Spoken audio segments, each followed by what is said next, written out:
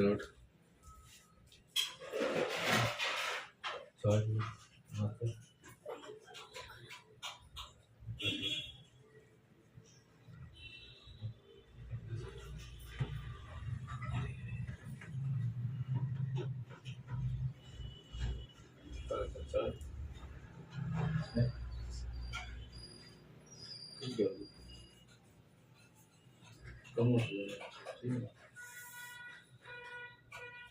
Good morning. कैसे हैं आप लोग? उम्मीद करते हैं आप सभी बहुत अच्छे होंगे। तो कल मैंने आपको बताया था ना, मुझे एक इंजेक्शन लगा है। उस इंजेक्शन की वजह से पूरा 24 घंटे या 48 घंटे दर्द भी रहता है, साथ में बुखार रहती है। तो फिर उसके बाद मुझे आराम तो नहीं था, पर मुझे काम करना भी ज़रूरी था। तो यहाँ पे ये अच्छा है कि चलो वॉशिंग मशीन है, तो अब मुझे अपने हाथों से कपड़े नहीं धुलने पड़ेंगे। तो यहाँ पे मैं वॉशिंग मशीन में कपड़े लगा रही थी, ये अच्छी बात है। और यही पैसे जोड़ रही थी मैं, कुछ काम आएंगे। तो मैंने आपको पता है अभी वॉशिंग मशीन लिया था और मुझे नहीं पता था ये प्रॉब्लम होगी कि नहीं होगी। अभी मुझे कैसे भी करके मेरा 16 तारीख को अपॉइंटमेंट जो फिक्स है, अभी उसकी मुझे पैसों की व्यवस्था अगर नहीं होती तो शायद देखो, अगर मेरे पास एक बड़ा मंगलसूत्र है उसको मुझे वो ना रखना पड़े। हम अभी हस्बैंड वाइफ ने डिस्कस किया है, क्योंकि देखिए अगर जो मेरा पेमेंट है, अगर मुझे कोई कॉल-अप मिल जाते हैं तब तो ठीक है, अगर नहीं मिल पाते मुझे कोई कॉल-अप तो शायद मुझे वो रखना ना पड़े। और कैसे भी करके मुझे ये टेस्ट कराना है तो कराना है। वैसे आप लोग के बहुत सारे कमेंट्स भी आए कि तुम बेवकूफ़ों वाला काम कर रही हो, पागल वाला। देखिए जो मेरी सिचुएशन को समझते हैं, वो समझते हैं, वो जानते हैं। और ये जिसकी लाइफ़ में परेशानी जिन्होंने भुगती हुई है ना, वो सब समझते हैं कि क्या परेशानी है, क्या नहीं है। और आपको पता है, ऐसा मैंने कोई मेरे पास गड़ा धन नहीं है कि मेरे पास खूब ज़्यादा गड़ा धन हो या फिर मेरे पास खूब पैसा हो। तो मैं देखिए मैं भी रेस्ट करना चाहती हूँ, सिर्फ़ और सिर्फ़ पर मेहनत करती हूँ यूट्यूब में, और उसी मेहनत से उसका 1 रुपया भी मुझे एक्स्ट्रा नहीं बचता है। सच बताऊँ, खाने-पीने राशन के लिए हम अलग से 2-3 हज़ार रुपए निकाल लिए तो निकाल लिए, उसी में देव का फ़ीस भी चला जाता है। तो देखिए अब फिर नहाने-धोने के बाद ना यहाँ पे मैं थोड़े से देव के लिए फिंगर फ्राई कर रही थी, और यहाँ पे मैं खाना भी बनाऊँगी। वैसे मैं खाना बनाने वाली नहीं थी, और मतलब बहुत दिनों बाद नहाया मैंने, तो हल्का महसूस भी हुआ था, क्योंकि मेरे हस्बैंड से भी मैं इतना ज़्यादा काम नहीं करा सकती है ना, अभी उनकी भी सिचुएशन आपको पता है। पर ये भी है कि वो अपनी जो दर्द की दवाइयाँ खा के उनका जो सीने का दर्द है वो कम हो जाता है। लगातार भी नहीं दुखता, ऐसा भी नहीं दुखता, पर कब दुखने लगे कोई उनका भरोसा नहीं रहता कि कब दुख रहा है। तो फिर मैं बोल देती हूँ जितना आपसे हो सके उतना काम करो, जितना मुझसे होगा उतना मैं काम करूँगी। और यहाँ पे देखिए मैं यहाँ पे दाल और चावल बना रही थी। ऐसे तो मैं रोटियाँ नहीं सेकूँगी, क्योंकि खड़े होते-होते भी मुझे कमर में पेन होने लगता है। इतना तो नहीं दुखती है कमर, पर हाँ अभी थोड़ा-सा अंदर से शरीर कमज़ोर है, क्योंकि वैसे भी फ़ीवर अंदर से लग रहा है, इस वजह से।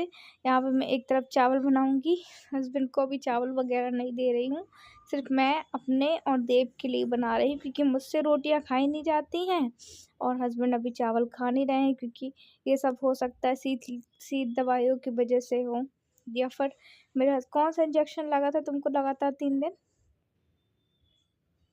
कौन-सा इंजेक्शन लगा था तुमको क्लिनिक में?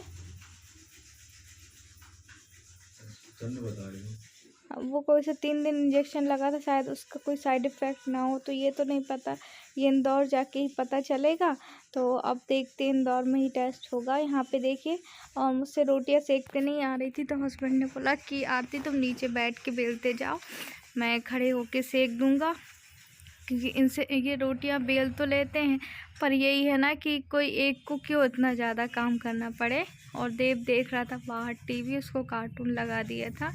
तो यहाँ पे जितनी उनको खानी होगी मैं उतनी ही रोटियां सेकूंगी, उनको ज़्यादा मतलब, अब मैं तो रोटियां खाती नहीं हूँ, और मैं बताऊँ मुझे रोटियों की स्मेल भी ना बिल्कुल भी पसंद नहीं है। इस समय जो जो उसकी खुशबू आती है ना, सॉरी, वो मुझे बिल्कुल भी पसंद नहीं आती।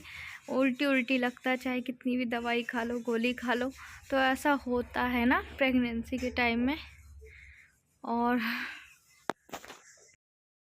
हालांकि फिर और रोटियां कम पड़ गई थी, हाँ, तो मैंने क्या किया, मैं दोबारा आटा सान रही हूँ। और ये देखिए, ये इतना ही आटा बचा हुआ है, इसको भी निकाल के मुझे पिसाना होगा, क्योंकि ये सब जो काम है वो हफ्ते भर पहले मैं देखने लगती हूँ, पर हफ्ते भर होगा कि मैंने किचन में कोई ध्यान नहीं दिया, क्या ख़त्म हो रहा है राशन, क्या नहीं ख़त्म हो रहा है।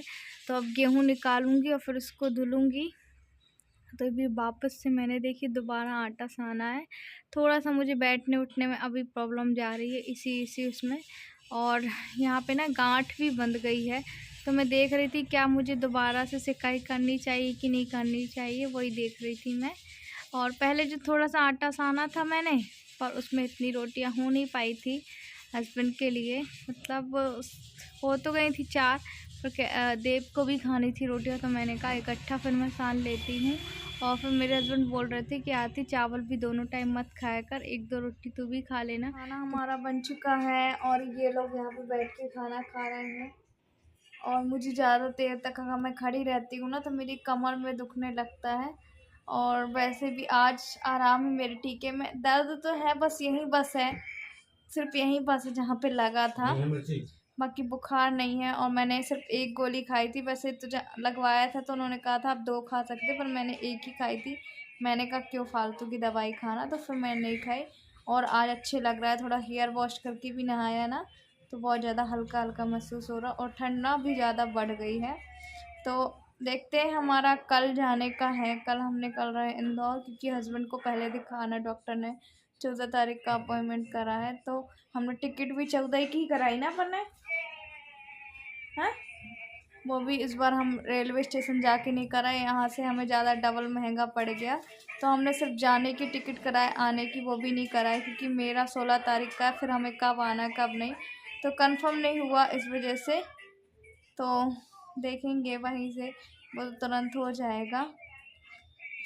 और क्या बोलूँ मैं आप लोगों को, तो वो सब यही बोलूँगी, आप प्रे करिएगा कि मतलब मेरे हस्बैंड का अभी जो 1.90 आया है, 10 दिन बाद आया है, अभी 3-4 दिन बाद ही टेस्ट होगा ना। तो मेरे हस्बैंड जो पानी पी रहे थे ना आरओ के, बहुत कमेंट आ रहे थे, भाई आपने पानी चेंज किया क्या।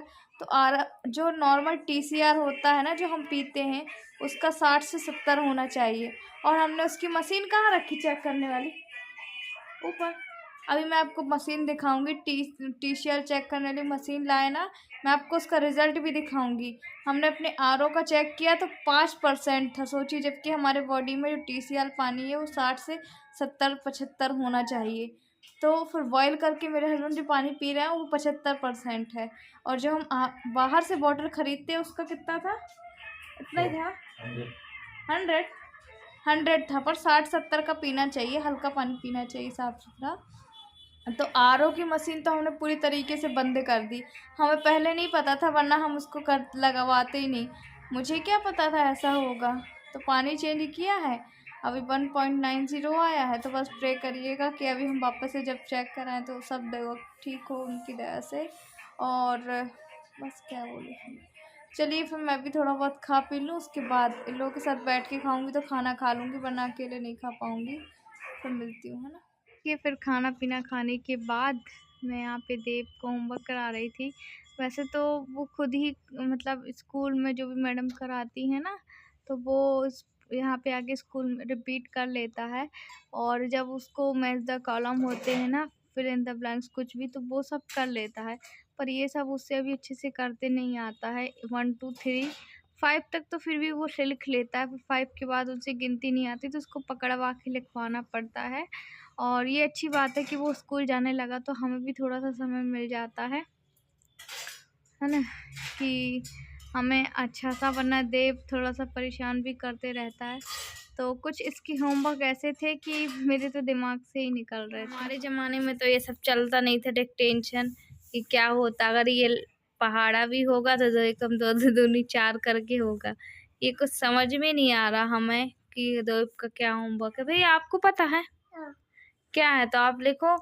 1 to 10 भी नहीं है ये, और मैम ने राइट का निशान भी लगाई हैं। तो देखते हैं क्या होता है, और जैसे हमें नहीं समझ में आता है डिक्टेंशन का मीनिंग क्या होता है, इसमें रुक जाइए सर। तो अभी देखिए मॉर्निंग का समय, मॉर्निंग मतलब 9 बज रहे हैं और मैंने अभी चाय बस पी है, कुछ खाने का मन नहीं था ऐसा। और मैं बताऊँ सच में, मुझसे रोटियां वगैरह बिल्कुल भी नहीं खाई जाती हैं। और देखिए अभी मैंने कल आपको हस्बैंड का रिपोर्ट भी बता दिया और मैंने ये बता दिया कि हमें कल जाना है, मतलब कल तारीख है 14 है ना, तो 14 का है, तो 14 की रात को निकलना है शायद, हमें 15 को पहुंचना है। हाँ सॉरी, है ना। और मैं आप लोग को ये भी बता दूं, आप लोग जो हमारी परेशानी चल रही है ना, मैं मानती हूँ कि सबके घर में परेशानी, सबके घर में कोई ना कोई तकलीफ है, पर जो मेरे यहाँ है, मेरे यहाँ चल रही है, मेरे हस्बैंड को लेके आपको मैंने बताया था कल, उनकी रिपोर्ट की 190 आया था, 10 दिन बाद चेकअप कराया। और इतना ज़्यादा मतलब पहले 94 था, अब 190। तो हम थोड़ा सा इसलिए भी घबराए हुए। और सच बताऊँ कि ज़िंदगी में ना उतार चढ़ाव बहुत सारे आते हैं, पर ज़िंदगी का ही कोई भरोसा भी नहीं है कि हमारे साथ कब क्या हो रहा है। मुझे पहले लगता था कि मेरे हस्बैंड की रिपोर्ट अच्छी आ रही तो हमेशा अच्छी आएंगी, और मुझे ये भी भरोसा है। और अभी हमने फिर पानी भी चेंज किया। एक्चुअली मैंने आपको बताया था हमारे आरओ का TCR कम है, तो देखते हैं शायद उसकी वजह से रिजल्ट हो। और अभी डॉक्टर ने कोई मेडिसिन भी चेंज नहीं की है। मैं डराती नहीं हूँ, जो ट्रांसप्लांट वाले कई लोग हैं वो पूछते हैं बार बार। देखिए मैं किसी को डराना नहीं चाहती हूँ अपने वीडियो के माध्यम से, पर देखिए सबकी बॉडी अलग अलग होती है, सबकी लाइफ अलग अलग होती है, हर किसी की बॉडी एक सी नहीं होती है।